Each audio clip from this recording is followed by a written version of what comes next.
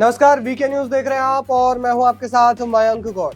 Israel और Hamas की जंग 3 हफ्तों से ज्यादा समय से चल रही है। इस जंग में बहुत कुछ देखने को मिला है, तस्वीरें खूब वायरल हो रही हैं। इजराइल डिफेंस फोर्सेस यानी कि आईडीएफ लगातार इसकी एक्स पर जानकारी दे रही है।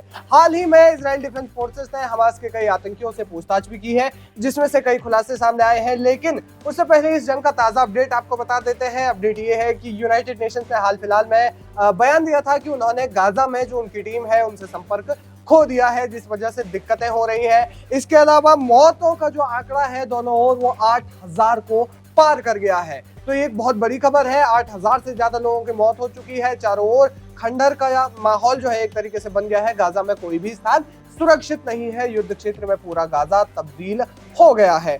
इसके अलावा इजराइल ने एक वीडियो भी जारी किया था जिसमें कि हमास के आतंकियों की जो गाजा का जो सबसे बड़ा हॉस्पिटल है, जिसे शिफा हॉस्पिटल भी कहते हैं, जिसमें कहा जा रहा था कि हमास के आतंकी उसी हॉस्पिटल के नीचे यानी कि अंडरग्राउंड में उसका हमास का जो है हेडक्वार्टर चलाते हैं। यानी कि गाजा का जो सबसे बड़ा अस्पताल है शिफा अस्पताल, उसके नीचे हमास का हेडक्वार्टर चलता है। हालांकि हमास ने इन बातों का खंडन किया था, लेकिन इजराइल ने इस मामले में एक वीडियो भी जारी किया था जिसमें कि उन्होंने एक तरीके से एनिमेटेड वीडियो के माध्यम से दिखाया था।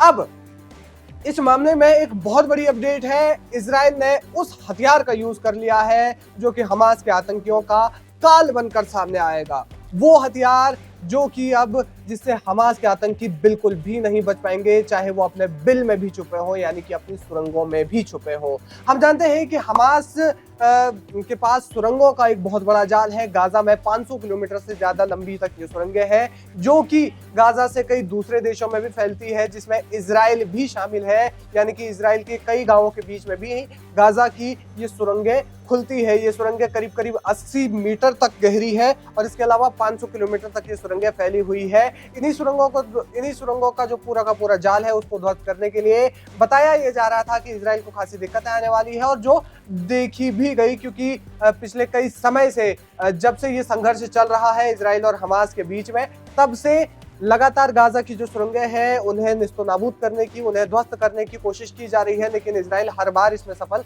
नहीं हो पाया है। हालांकि हमास पर एक बार इजराइल ने जब काउंटर अटैक किया था तो उसमें गाजा की 100 किलोमीटर की लंबी जो सुरंगें हैं उन्हें इजराइल ने तोड़ दिया था, पूरी तरीके से ध्वस्त कर दिया था। लेकिन उसके बावजूद अभी भी बहुत सी सुरंगें जो है बची हुई है, जिसमें 500 किलोमीटर की सुरंगें अभी तक बताई जा रही है, जो कि हमास का दावा है।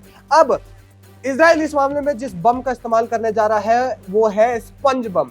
क्या है ये स्पंज बम और क्या है इसकी पूरी कहानी, वो हम आपको बताएंगे। लेकिन आपको बता देते हैं कि जो गाजा में जो टनल्स हैं उसको पूरी की पूरी तरीके से खत्म करने के लिए, जो बिल से जो है हमास के आतंकियों को बाहर निकालने के लिए या फिर वहीं मरने के लिए स्पंज बम का इस्तेमाल किया गया है। क्या है ये स्पंज बम, जरा इसके पूरे साइंस को समझते हैं। स्पंज बम जो है वो एक तरीके से प्लास्टिक का जो एक कंटेनर है, उसमें 2 केमिकल्स जो है डाले जाते हैं। ये केमिकल लिक्विड फॉर्म में होते हैं और इन जो प्लास्टिक का जो पूरा का पूरा कंटेनर है उसके बीच में एक वॉल होती है, ताकि ये दोनों के दोनों जो केमिकल्स हैं वो मिक्स ना हो पाए। और जब ये जब कंटेनर है, प्लास्टिक का ये जो कंटेनर होता है जो कि एक तरीके से बम है, स्पंज बम, जब इसको ब्लास्ट किया जाता है तो ये जो बीच की वॉल है वो टूट जाती है और उसके बाद दोनों केमिकल्स मिक्स हो जाते हैं, जिसके बाद ये जो लिक्विड फॉर्म में जो केमिकल है वो स्पंज का रूप लेने लगता है और खाली जगहों की ओर बढ़ता है और बहुत बड़ी मात्रा में बढ़ता रहता है। इसीलिए अब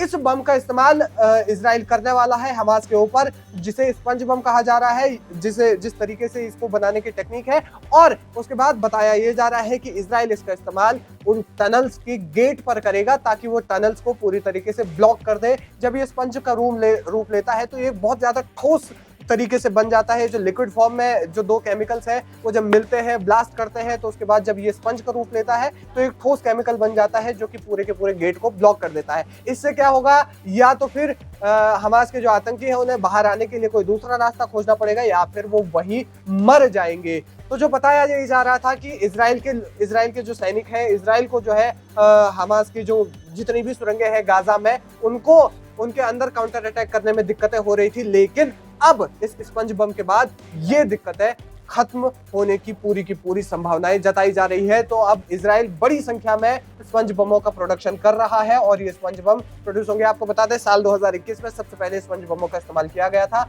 इजराइल ने इसका सबसे पहले इस्तेमाल गाजा की टनल्स पर ही इस्तेमाल किया था और एक तरीके से वो प्रैक्टिस थी और अब ये प्रैक्टिस पूरी की पूरी सफल होकर के बताया जा रहा है कि हमास पर अब इसका पूरा का पूरा इस्तेमाल किया जाएगा। बड़ी संख्या में ये प्रोडक्शन हो रहा है इसका और बहुत जल्द इसे गाजा की सुरंगों को ब्लॉक करने में या फिर हमास के आतंकियों को मारने में किया जाएगा। फिलहाल इस खबर पर क्या है आपकी राय, हमें कमेंट करके जरूर बताएं। वीके न्यूज, राष्ट्र के नाम।